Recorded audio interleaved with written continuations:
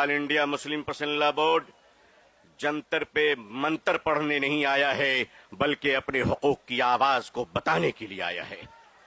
जब हक के लिए तुम उठोगे तो अल्लाह तुम्हें कभी मायूस नहीं करेगा, अल्लाह तुम्हें कभी जलील नहीं करेगा। ऐ रोजेदारों के अजीम मजमे, ऐ मुसलमानों, आप आज ये बता दीजिए कि जिस तरह इफ्तार में वक्त से पहले आप गिलास शरबत की पिया नहीं करते, उसी तरह मजमे आम में भी अपने डिसिप्लिन को कभी तोड़ा नहीं करते।